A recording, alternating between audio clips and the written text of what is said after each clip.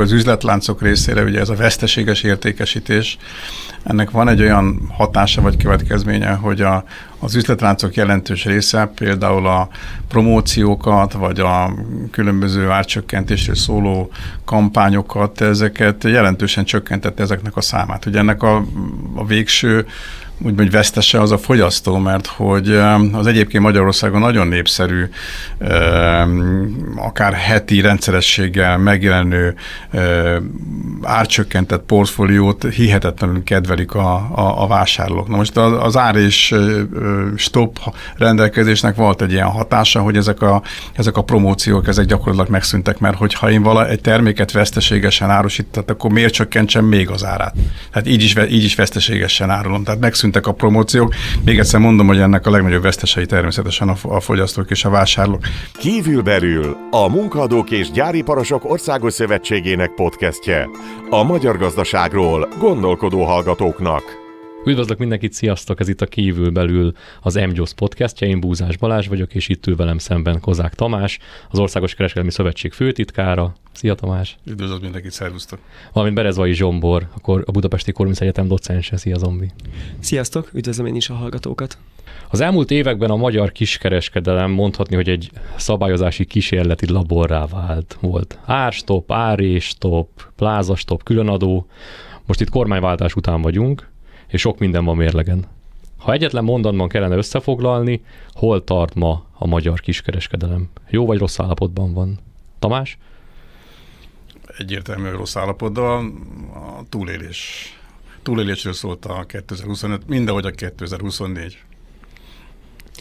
Szerintem egy olyan ágazat, amiben évek óta nem keletkezett profit, de hogy igazából évek óta egyre növekvő veszteség keletkezik, és évek óta azt látjuk, hogy a legnagyobb piaci szereplők is szinte veszteségesen működnek. Ott nehéz arról beszélni, hogy ez egy egészséges és jól működő ágazat lenne. Hogy bele szeretnék menni ezekbe a fogalmakba, és így konkrétan, mert szerintem itt nagyon sok minden szokott keveredni, de még mielőtt ezt megtesszük, én az alapoknál kezdeném, mert nem biztos, hogy teljesen egyértelmű. Mit csinál valójában egy kiskereskedő? Van egy olyan közvélekedés, hogy gyakran ez csak ilyen felárazó közvetítő. Mennyiben igaz ez, és mi az, amit valójában előállít? Nagyon jó a kérdés. Nagyon jó a kérdés, és az ember azt hinné, hogy ez ilyen nagyon elméleti kérdés, de az a nagy igazság, hogy az elmúlt évben azért elő kellett venni a tankönyveket, mert hogy úgy tűnik, hogy érdemes ott visszamenni az alapokhoz. Mert valóban, ahogy te is mondod, azért elhangzottak, ha nem is szó szerint, de olyan vádak vagy minősítések. Hát, hogy a kereskedő, aki nem termel új értéket, csak ugye képletesen azt a bizonyos szelvényt vagdossa, azt az árut azt megveszi, és drágán eladja, és akkor csak nyerészkedik. Tehát, hogy és el kellett sokszor nekünk is magyarázni, hogy nem, hát a kereskedelem az új értéket termel. Sőt, olyan mérték ez a bizonyos új értéktermelő, hogy a Magyarországon, egyébként nem csak Magyarországon, hanem a Unió több országában is így van, a második vagy a harmadik legnagyobb GDP hozzájáruló terület, tehát vagy GDP termelő, ugye úgy szoktuk mondani, hogy nemzetgazdasági ág, de hadd mondjak néhány példát, ugye, hogy mi történik akközött, hogy megveszi a kereskedő 80 forintért mondjuk hát nem pont 80 forintért veszi meg ezt a flakonvizet, de tételezzük ezt, hogy eladja, vagy megveszi 80 forint és eladja 100 forintért. De ugye benne van az a szolgáltatás, hogy nekem nem kell elmenni a gyárhoz, hanem a kereskedő odahozza a sarki kisközértbe, kisboltba, és őt készleten tartja. A cukorból, a lisztből nem kell nekünk mondjuk egy egész raklapot megvenni, mert hogy a kereskedő kialakítja azt a szortimentet, azt a választékot, azt a fogyasztói csomagolás, ami lehetővé teszi azt, hogy én hazavigyem, és mondjuk a kamrába vagy a konyhába megvegyem, vagy eltároljam azt a 1 kiló lisztet, 1 kiló cukrot, választékot kialakít. Ha én elmegyek egy boltba vásárolni, akkor különböző színben, illatokban, és sorolhatnám, hogy milyen ismérvek alapján választhatok. Különböző szolgáltatásokat nyújt, akár tanácsadás, házhoz szállítás, tehát rengeteg olyan szolgáltatást nyújt a kereskedő, amiért én, mint vásárló hajlandó vagyok fizetni, mert nekem ez egy plusz érték, plusz ahhoz képest, mint hogyha én elmennék a gyárba, becsöngetnék, hogy jó napot kívánok, kérek 3 raklap vizet. Én annyit tennék ehhez hozzá, hogy ugye Tamás mondta, hogy milyen jelentős a kiskereskedelemnek a GDP termelőképessége. Ha megnézzük, akkor szakágazati szinten ez a legnagyobb foglalkoztató is. Tehát, hogy nem csak sok értéket teremt, sok GDP-t, hozzáadott értéket, hanem nagyon sok embert is foglalkoztat, tehát nagyon sok embernek ad mindennapi kenyeret. Ugye nyilván nagyon sok ember dolgozik a raktárakban, logisztikai központokban, magát a logisztikát, ugye egy teherautók kellenek, a boltokban dolgoznak emberek, illetve ugye nyilván van egy háttérfunkció is, aki elvégzi a beszerzési tárgyalásokat, kialakítja az akciós újságokat, ugye ezeket letárgyalja, meg ilyesmi. Tehát egyébként egy nagyon jelentős, egyébként az egész EU-ban a kiskereskedelem az a foglalkoztatottak 8%-ának ad munkát. Tehát ez egy nagyon-nagyon jelentős ágazat, ilyen szempontból is, és nyilván a kiskereskedelem ad ezeknek az embereknek minden napi, meg minden hónapban jövedelmet, tehát egyébként nagyon sok ember megélhetése is azon múlik, hogy mennyire működik jól a kiskereskedelmi szektor. És szintén ugye, amit Tamás mondott, hogy azért abban is van egy érték, hogy milyen élelmiszereket tudok a hozzám közel megvásárolni. Tehát nyilván az valószínűleg sokan átélték már, hogy szükség van valamilyen termékre, és milyen jó, hogy azért nem kell elutazni valahova a gyárba, hanem ott van otthon a közelemben, esetleg ebből a termékből van szélesebb választék, és ezek mind-mind olyan szolgáltatások, amik a mindennapi életünket teszik kényelmesebbé, és minél több ilyen szolgáltatás van, minél szélesebb mondjuk egy termékkínálat, az alapvetően annál jobbá tudja tenni az életminőségünket. Azért örülök, hogy erről tudtunk beszélni, és így bevezetedek, mert ebből látszik szerintem, hogy az, hogy a kiskereskedelem milyen állapotban van, az közvetlenül befolyással van a mindennapi életünkre emberként is. Nyilván akkor, hogy főleg, hogyha ebben a szektorban dolgozunk, milyen a fizetésünk, milyen a munkakörülményünk, de akkor is csak simán vásárlók és fogyasztók vagyunk, hogy tényleg milyen minőségű termékek, milyen készleten hogy elérhetőek. Bocs, még annyit tennék hozzá, hogy ugye ez a fogyasztói oldal, de ugye a kiskereskedelemnek van egy termelői oldala is, tehát ugye hogy termelőktől vesz, gyáraktól, cégektől, üzemektől vásárolja meg a termékeket, és például az is nagyon látszik, hogy mondjuk ezek a cégek is akkor tudnak innoválni, akkor tudnak új termékeket bevezetni, új termékeket gyártani, akkor növekszik egyébként a verseny a különböző cégek között, hogyha van egy kiskereskedelmi szektor, aki ezeket eljutatja a fogyasztóhoz, illetve hogyha van egy kiskereskedelmi szektor, aki versenyhelyzetbe kényszeríti a gyártókat. Ugye milyen nehéz lenne, hogyha el kéne mennünk a gyártóhoz megvenni mondjuk egy kiló lisztet, és akkor hogy tudnám összemérni, hogy melyik liszt mennyibe kerül? Hát igazából elég nehezen, mert minden egyes gyártóhoz külön el kéne mennem. Azzal, hogy a kiskereskedelem lehet, hogy ott egyébként csak egyfajta liszt van, de ő megversenyezteti a gyártókat, és azt a lisztet teszi nekem elérhetővé, ami a lehető legjobb áron van. Tehát egyébként nagyon sok olyan dolgot is elvégez a fogyasztók helyett, amit nekik nagyon macerásan elvégezni, és ezzel kíméli a fogyasztóknak a pénztárcáját, illetve versenyhelyzetre kényszeríti a gyártókat, ami ösztönzi a gyártói oldalon a hatékonyság növekedést, a termelékenység növekedést, az innovációt, és ez megint hozzájárul a GDP-hez. Tehát, hogy nem csak közvetlenül van egy hatása a GDP-re a kiskereskedelemnek, hanem van egy közvetett GDP hatása is azzal, hogy hatékonyságra kényszeríti az élelmiszerfeldolgozókat, meg igazából minden beszállítóját. Zombor gondolatát vigyük tovább a szállítói oldalra. Ugye a gyártónak az az érdeke, hogy minél nagyobb mennyiségbe termeljen és szállítsák el. A gyártó nem akar készletezni. De a kereskedelem, és akkor most beszéljünk egy kicsit a nagykereskedelemről is, ugye magára vállalja azt a logisztikai terhet vagy feladatot, hogy elhozza az árut és készletezik. Gondoljunk arra, hogy a szaloncukor gyártás az ugye valamikor szeptemberben már elkezdődik.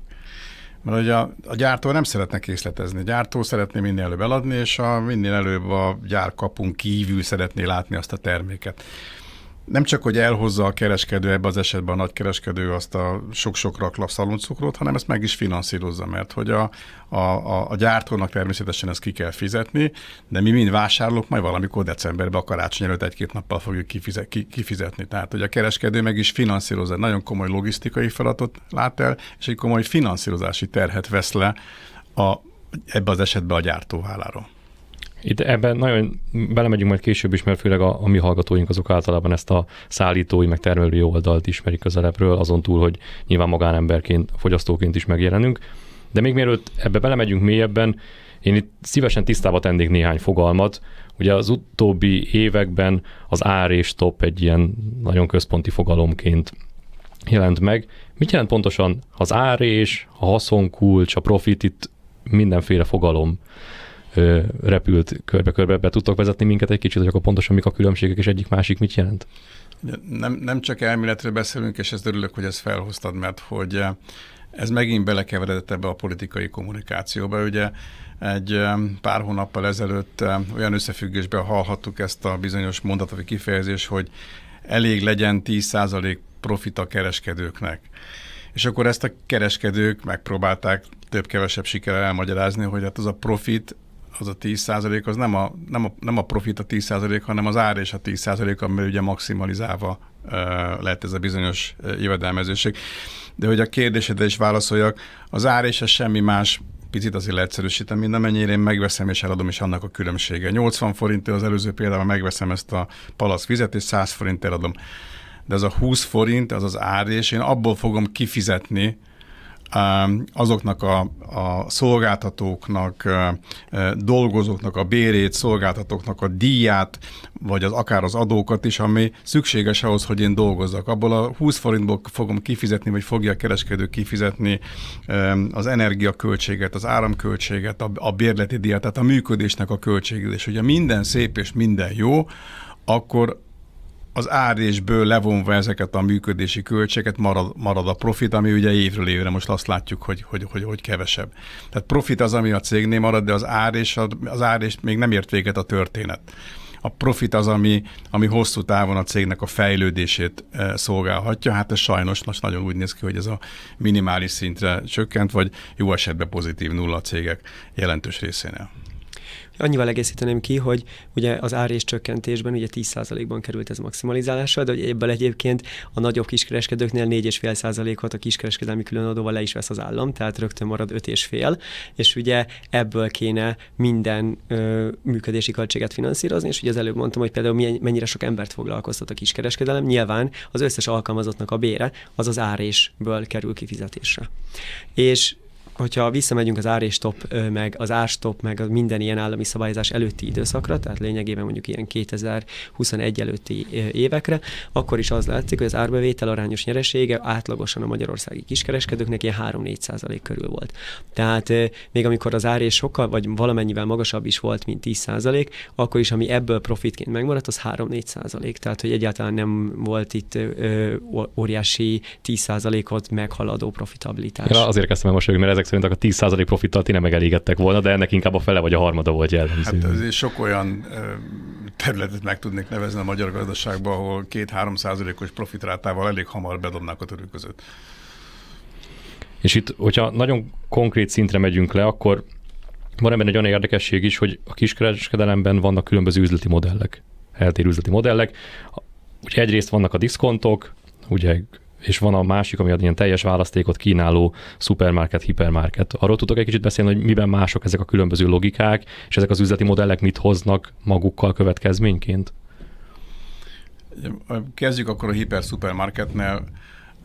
Kövessük akkor azt a logikát, hogy alapvetően a legnagyobb alapterületű kereskedelmi egységek, ezek bizony több ezer négyzetmétert is eladó az eladó területe ezeknek a szupermarketeknek és a hipermarketeknek. A jellemző a készletben, hogy nagyon úgy szoktuk mondani, nagyon széles a készlet, vagy maga a választék, tehát egy nagy hipermarketben, nem tudom mennyire szélsőséges a példám, de nem biztos, hogy annyira szélsőséges, de mondjuk az autógumitól kezdve a laktózmentes tejet meg tudom vásárolni. Tehát, hogy az a bizonyos választék az nagyon széles, és egyébként még ezen belül is azért tudok választani. Hogyha a diszkontokat nézzük, és akkor egy picikét szűkítjük, akkor azt látjuk, hogy a kínálat az nem ennyire széles. A kínálatban nagyobb részesedés képvisel az élelmiszer, vagy inkább azt mondanom az FMCG, a napi cikk forgalom. Itt is azért megtalálhatóak azért nem egy esetben az 1-2 ezer négyzetméteres kereskedelmi egységek. Az hagyományosan az árazásban volt eltérés. Ma már egyébként ez a különbség azért hát felolvadni látszik, mert hogy hagyományosan a diszkontok alkalmazták, hát a szakzsargonban ezt úgy mondjuk, hogy EDLP, tehát az Everyday Low Price, a piaci átlag alatti árazásra törekedtek addig, amíg normális piaci konform árszabályozás volt a diszkontok, és a hiper-szupermarketek inkább ez a high-low, tehát hogy alapvetően az induló vagy a listaárak azok piaci átlag vagy piaci átlag fölött voltak, viszont nagyon gyakoriak voltak az akciók és a különböző promóciók. Az a nagy igazság, hogy már azt látjuk, hogy nem csak Magyarországon, de az egész világon, hogy a két árazási stratégia közötti különbség azért ma már kezd felolvadni, vagy kezd csökkenni. És ugye azért ne feledkezzünk el, hogy még ott vannak a kisboltok, az úgynevezett convenience shopok, ami hát elég jelentős részesedése van a kereskedelemben. Hát gondoljunk csak arra, hogy akár a benzinkutaknál lévő kisboltokban, amikor vásárolunk, vagy éppen elfeledkezünk valamiről, és vasárnap megyünk le, és azt meg tudjuk vásárolni. Vagy akár tankolás közben megvesszük a, nem tudom, töpörcsös pogácsánkat, hát azt ez a bizonyos kisboltok, vagy kényelmi boltok, kényelmi üzletek, az angol szakzsargon, vagy ezek a convenience shopoknak a szerepe is elég jelentős.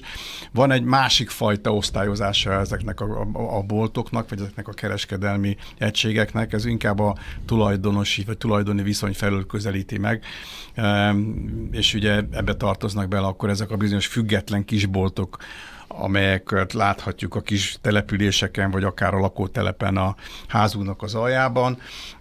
Van egy megközelítés, vagy van egyfajta ilyen csoportosítás a tulajdonviszonyok szempontjából, hogy az hazai tulajdonú, lehetnek akár üzletláncok is, nagyon jelentős, óriási szerepet betöltő üzletláncok, és ugye van a harmadik, hogyha ezt a logikát folytatjuk, az úgynevezett nemzetközi üzletláncok. Ezeknek is eltérhet az árazási, vagy akár a készletpolitikájuk.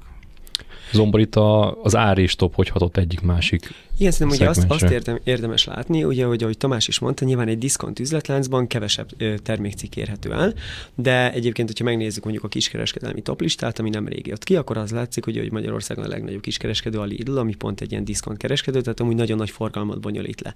Ez nyilván azt is jelenti, hogy az a beszállító, aki mondjuk bekerül, az nagyon nagy forgalmat tud generálni magának, de nyilván összességében nincs annyira sok beszállítója, hiszen például egy-egy termékcikkből nyilván nem rendelkezik szerződése az összes magyarországi beszállítóval, van 1-2, adott esetben maximum 3 cég.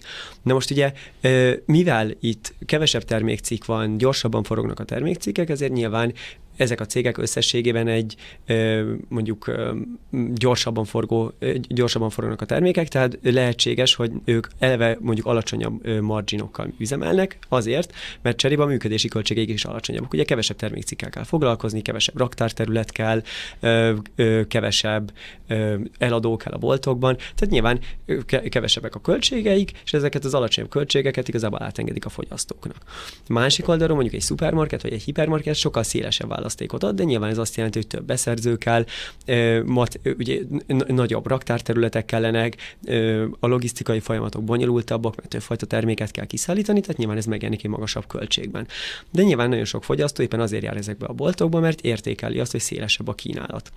Most az árés csökkentése az egyik fő probléma, hogy mivel ugyanúgy 10%-ban maximalizálta az árést minden modellben, azért azok a kiskereskedők, akik nagyobb költségeket vállaltak azért, hogy egy jobb minőség, vagy azért, hogy egy olyan szolgáltatást kínáljanak, amit sok fogyasztó jobbra értékel, szélesebb legyen a kínálat, többféle termék közül tudják válogatni, az igazából több veszteséget kényszerül, mert pont, hogy a nagyobb választékból eredő többletköltségeit nem tudja áthárítani a fogyasztóra. És ugye erre igazából idő után, hogyha ez sokáig fönnmarad, egy olyan logikus válasz lehet, hogy akkor ő is lecsökkenti a kínálatot, mert miért tart csak széles kínálatot, hogyha igazából ezzel lényegében magamnak generálok veszteséget. És ezt a többletköltséget nem tudom áthárítani a fogyasztóra. És ugye ez vissza is tud ütni a magyar gazdaságra, hiszen ez azt jelenti, hogyha ezek a szupermarketek meg hipermarketek elkezdenek beszállítókat kilistázni, arra hivatkozva, hogy mondjuk az ő forgalmuk az nem elég nagy, és bár nyilván voltak fogyasztók, akik vették a termékeiket, azt mondta, hogy ezeknek a cégeknek egy nagyon nagy árbevételveszteséget jelent, mert mondjuk, hogyha ő eddig abból élt, hogy mondjuk egy-egy szuper vagy hipermarketbe beszállított, majd ezek azt mondják, hogy mostantól csökkentem a kínálatot, a te terméket pedig kikerült, akkor nehéz helyzetben találja magát egyik napról a másikra, akár töredékére esik az árbevétele. És ugye ezek jellemzően magyarországi élelmiszerfeldolgozók, sőt, sok esetben KKV élelmiszerfeldolgozók, akiknek mondjuk egy exportpiacra lépés az nem feltétlenül egy ilyen természetes alternatíva, hogy oké, hát nem sikerül eladnom belföldön, akkor majd megpróbálom eladni valahol külföldön. Ahogy az Omboris mondta, a hipermarketek, vagy nyugodtan mondhatjuk az üzletláncok részére, ugye ez a veszteséges értékesítés, ennek van egy olyan hatása vagy következménye, hogy az üzletláncok jelentős része például a promóciókat, vagy a különböző árcsökkentésről szóló kampányokat, ezeket jelentősen csökkentette ezeknek a számát. Ugye ennek a végső úgymond vesztese az a fogyasztó, mert hogy az egyébként Magyarországon nagyon népszerű, akár heti rendszerességgel megjelenő árcsökkentett portfóliót hihetetlenül kedvelik a vásárlók. Na most az ár és stop rendelkezésnek volt egy ilyen hatása, hogy ezek a promóciók, ezek gyakorlatilag megszűntek, mert hogyha én egy terméket veszteségesen árusított, akkor miért csökkentsem még az árát? Tehát így is veszteségesen árulom. Tehát megszűntek a promóciók. Még egyszer mondom, hogy ennek a legnagyobb vesztesei természetesen a fogyasztók és a vásárlók. Nézzünk meg még egy hatást, ugye előbb kérdezted a különböző kereskedő típusok, üzleti modellekre milyen hatása volt. Ne feledkezzünk el a kisboltokról sem, amelyek nagy valószínűséggel, ha készült egyáltalán hatástanulmány, akkor erről nem szólt a fáma, hogy a kisboltokra milyen hatással van, mert bár közvetlenül a kisboltokra a rendelet nincsen hatálya, de gondoljunk abba bele, hogy egy kis településen lévő élelmiszerboltnak a tulajdonosa kedd délelőtt elmegy a legközelebbi logisztikai központba, és bevásárol. Hát egy kisbolt, akinek egyébként 90%-ában élelmiszer szerepel az ő portfóliójában, hát közel se tud elérni olyannyira kedvező beszerzési árat, mint akár egy hazai vagy egy nemzetközi üzletlánc. Bizony ennek a hatása is, vagy ennek is köszönhető, hogy a kisboltoknak nem csak a részarány, hanem a jövedelmezősége is az elmúlt évben tovább romlott, és hát azt se felejtsük el, hogy ugye ezzel kezdtük a beszélgetést, hogy a kereskedelemnek milyen fontos maga az életminőség, milyen fontos szerep van az életminőségben. Magyarországon van közel 400 olyan település, ahol egyébként most semmi nincsen. Most azt képzeljük el, hogy az ott lévőknek az életminőségét az mennyire befolyásolja, hogy egy liter tej is egyébként el kell menni a legközelebbi községbe, faluba, vagy akár a kisvárosba. Beszéltünk korábban, hogy felmerült az élelmiszer innovációnak a kérdése, és szerintem ez egy nagyon érdekes meglátás. Az ár és szabályozás az hogyan hatott arra az élelmiszer innovációra, amit mondjuk az elmúlt években tapasztaltunk, vagy kellett volna tapasztalnunk? Szerintem itt is azt érdemes látni, hogy miért érdemes akár egy gyártónak innoválnia, akár egy kiskereskedőnek egy innovatív terméket bevezetnie. Nyilván egy gyártónál azzal a motiváció, hogy ezzel az új termékkel ő fogyasztókat tud szerezni magának, vagy mondjuk a meglévő fogyasztóit egy drágább, magasabb minőségű termékre vásárlására tudja ösztönözni, és ezáltal számára többlet profit keletkezik. De nyilván egy kiskereskedőnek is egy új termék bevezetése, belistázása, hogy Tamás is mondta, mondjuk ennek az akciós újságban, vagy a különböző applikációkban való megjelenítése, ez költség, idő, befektetett munka. Nyilván ő is ezért cserébe azt várja, hogy azok a fogyasztók, akik mondjuk ezeket a termékeket veszik, azok mondjuk magasabb árést hagynak nála, tehát hogy ő egy innovatív termékre egy nagyobb árést tud rakni, ezért érdemes felvállalni azt, hogy ezzel a termékbevezetéssel kapcsolatban neki többlet munkája, többlet feladatai, esetleg többlet költségei keletkeznek. Na most azt látjuk, hogy a meglévő terméken is 10% az árés, majd egy innovatív terméken is pontosan ugyanakkor az a 10% árés, akkor milyen motivációja lesz egy kiskereskedőnek arra, hogy bevezessen egy innovatív terméket? Hát semmilyen. Így is ugye arról beszélünk, hogy már veszteséges a kiskereskedő.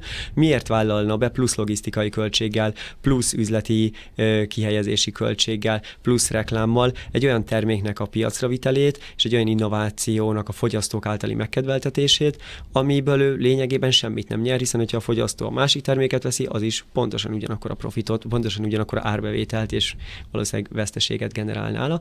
Tehát, hogy azokban a termékkörökben, amelyek ugye jelenleg az áréscsökkentés hatálya alá tartoznak, ott igazából nem nagyon van érdemi ösztönzője a kiskereskedőnek arra, hogy innovatív termékeket bevezessen, és ez nyilván alapvetően probléma, mert ez azt jelenti, hogy egyrészt a gyártók sincsenek túlságosan ösztönözve arra, hogy termék innováljanak, hiszen nem fogják tudni eladni, másrészt pedig a magyar fogyasztók sem jutnak hozzá mondjuk egy új és innovatív termékhez, mert nem érdemes a gyártónak ezt elkészíteni, a kiskereskedőnek meg eljutatni a fogyasztóhoz. Mondanék a bizonyos ár és stop rendeletnek egy érdekes rendelkezésre, ami alapján az érintett termékcsoportban a kereskedőknél korlátozva van a saját márkás termékeknek az értékesítése. Ugye alapvetően kétfajta márkát különböztetünk meg, a gyártói márka és a saját márka. A saját márka, csak ugye úgy kezdtük a beszélgetést, hogy definíciókat tisztáz, úgy leegyszerűsítve azt jelenti, hogy maga a kereskedő dizájnolja meg a terméket. A kereskedő az, aki megszervezi annak a terméknek a gyártását vagy gyártatását, és az esetek többségében a kereskedő a saját neve vagy a saját brandje alatt hozza forgalomba. Na most ennek a bizonyos termék innovációnak nem kis része a saját márkán keresztül valósult meg. A kereskedő, hogyha szeretnéd se valósíthatná ezt meg, ugye ez egy érdekes kérdés, mert hogy a saját márka forgalmazása, vagy a saját márka részaránya az árbevételen belül korlátozva van, egy bizonyos bázisszinthez van viszonyítva, ami egyébként önmagában nonsens az is, hogy a saját márka értékesítés korlátozásának is egyébként